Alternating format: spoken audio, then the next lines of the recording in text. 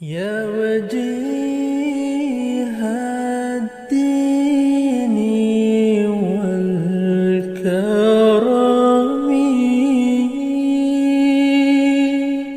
اعوذ باللہ من الشیطان الرجیم بسم اللہ الرحمن الرحیم۔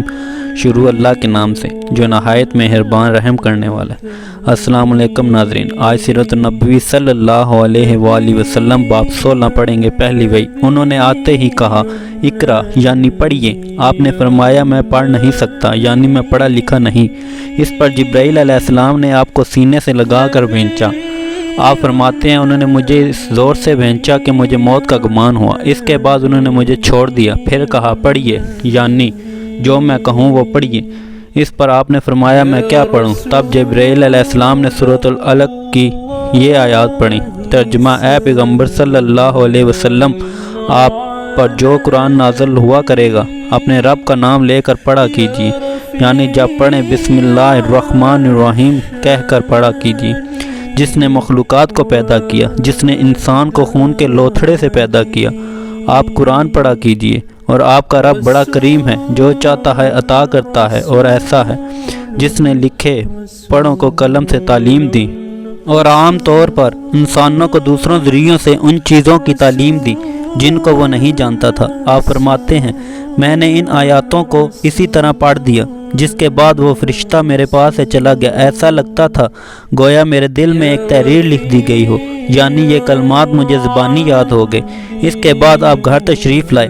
بعض روایات میں آتا ہے کہ جبرائیل علیہ السلام جب غار میں آئے تو پہلے انہوں نے یہ الفاظ کہے تھے، اے محمد صلی اللہ علیہ وسلم، آپ اللہ کے رسول ہیں اور میں جبرائیل ہوں۔ آپ کی گھر تشریف آوری سے پہلے سیدہ خدیجہ رضی اللہ تعالیٰ عنہا نے حسب معمول آپ کے لیے کھانا تیار کر کے ایک شخص کے ہاتھ آپ کے پاس بھجوا دیا تھا، مگر اس شخص کو آپ غار میں نظر نہ آئے۔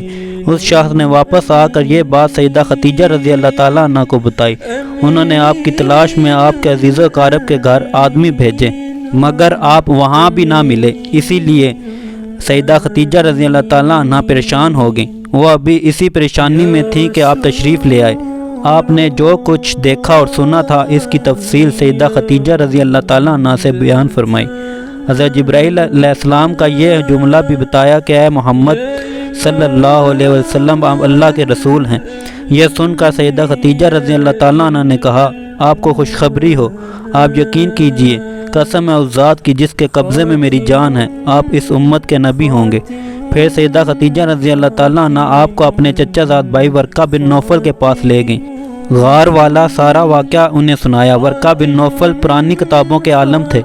ساری بات سن کر وہ پکار اٹھے، قسم ہے اس ذات کی جس کے قبضے میں میری جان ہے، خدیجہ اگر تم سچ کہہ رہی ہو تو اس میں شک نہیں۔ ان کے پاس وہی ناموس اکبر یعنی جبرائیل آئے تھے جو موسیٰ علیہ السلام کے پاس آیا کرتے تھے۔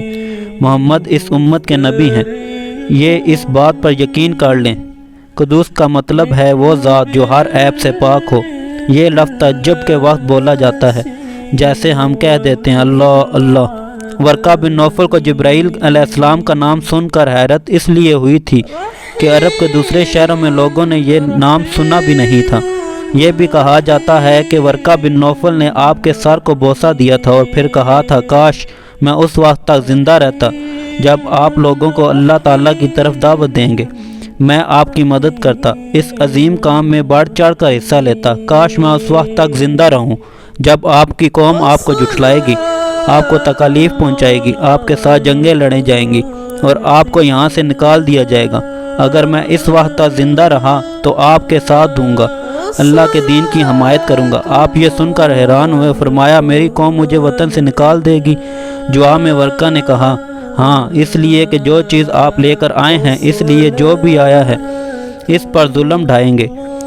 اگر میں نے وہ زمانہ پایا تو میں ضرور آپ کی پوری مدد کروں گا۔ ورقہ نے حضرت خدیجہ رضی اللہ تعالیٰ عنہ سے یہ بھی کہا تمہارے خاوند بے شک سچے ہیں، در حقیقت یہ باتیں نبوت کی ابتدا ہیں، یہ اس امت کے نبی ہیں۔ لیکن اس کے کچھ ہی مدت بعد ورقہ بن نوفل کا انتقال ہو گیا۔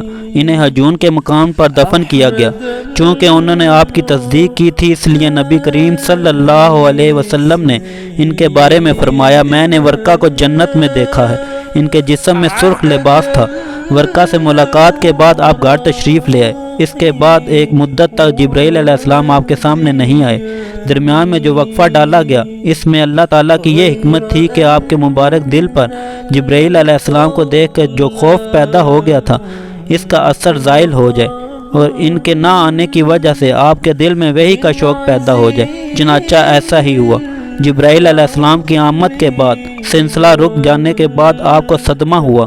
کئی بار آپ پہاڑوں کی چوٹیوں پر چڑھ گئے تاکہ خود کو وہاں سے گرا کر ختم کر دیں، لیکن جب بھی آپ ایسا کرنے کی کوشش کرتے، جبرائیل علیہ السلام آپ کو پکارتے، اے محمد صلی اللہ علیہ وسلم، آپ حقیقت میں اللہ تعالیٰ کے رسول ہیں۔ یہ کلمات سن کر آپ سکون محسوس کرتے، لیکن جب پھر وحی کا وقفہ کچھ اور گزر جاتا تو آپ بے قرار ہو جاتے، رنج محسوس کرتے اور اس طرح پہاڑ کی چوٹی پر چڑھ جاتے۔ چنانچہ پھر جبرائیل علیہ السلام آ جاتے اور آپ کو تسلی دیتے۔ آخر دوبارہ وحی ہوئی۔ سورہ مدثر کی پہلی 3 آیات اتری۔ ترجمہ: اے کپڑے میں لپٹنے والے، اٹھو، یعنی اپنی جگہ سے اٹھو اور تیار ہو جاؤ، پھر کافروں کو ڈراؤ اور پھر اپنے رب کی بڑائیاں بیان کرو اور اپنے کپڑے پاک رکھو۔ اس طرح آپ کو نبوت کے ساتھ تبلیغ کا حکم دیا گیا۔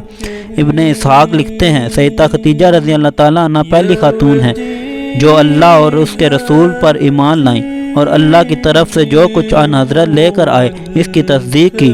مشرکین کی طرف سے آپ کو جب بھی تکلیف پہنچی، صدمہ پہنچا، سیدہ خدیجہ رضی اللہ تعالیٰ عنہ آپ کو دلاسا دیا۔ سیدہ خدیجہ رضی اللہ تعالیٰ عنہ کے بعد دوسرے آدمی حضرت ابو بکر صدیق رضی اللہ تعالیٰ عنہ ہیں، جو آپ کے پرانے دوست تھے۔ انہوں نے آپ کی زبان سے نبوت ملنے کا ذکر سنتے ہی فوراً آپ کی تصدیق کی اور ایمان لے آئے۔ بچوں میں سیدنا علی رضی اللہ تعالیٰ عنہ ہیں، جو آپ پر پہلے ایمان لائے، اور ان کے ایمان لانے کا واقعہ کچھ اس طرح ہے۔ ایک دن آپ حضور نبی کریم صلی اللہ علیہ وسلم کے پاس تشریف لائے۔ اس وقت سیدہ خدیجہ رضی اللہ تعالیٰ عنہ بھی آپ کے ساتھ تھیں اور آپ ان کے ساتھ چھپ کر نماز پڑھ رہے تھے۔ انہوں نے یہ نئی بات دیکھ کر پوچھا، یہ آپ کیا کر رہے ہیں؟ نبی کریم صلی اللہ علیہ وسلم نے ارشاد فرمایا، یہ وہ دین ہے جس کو اللہ تعالیٰ اپنے لیے پسند فرمایا ہے اور اس لیے کہ اللہ تعالیٰ نے اپنے پیغمبر بھیجے ہیں۔ میں تمہیں بھی اس کی طرف بلاتا ہوں، لات اور عزا کی عبادت سے روکتا ہوں۔ حضرت علی نے یہ سن کر عرض کی، یہ ایک نئی بات ہے، اس کے بارے میں نے آج سے پہلے کبھی نہیں سنا، اسی لیے میں اپنے بارے میں ابھی کچھ نہیں کہہ سکتا، میں اپنے والد سے مشورہ کر لوں۔ ان کا یہ جواب سن کر آپ نے ارشاد فرمایا، علی، اگر تم مسلمان نہیں ہوتے تو بھی اس بات کو چھپائے رکھنا۔ انہوں نے وعدہ کیا اور اس کا ذکر کسی سے نہ کیا۔ رات بھر سوچتے رہے، آخر اللہ تعالیٰ نے انہیں ہدایت عطا فرمائی۔ سویرے آپ کی خدمت میں حاضر ہوئے اور مسلمان ہو گئے۔ علماء نے لکھا ہے، اس وقت حضرت علی کی عمر 8 سال کے قریب تھی۔ اس سے پہلے بھی انہوں نے کبھی بتوں کی عبادت نہیں کی تھی۔ وہ بچپن ہی سے نبی کریم صلی اللہ علیہ وآلہ وسلم کے ساتھ رہتے تھے۔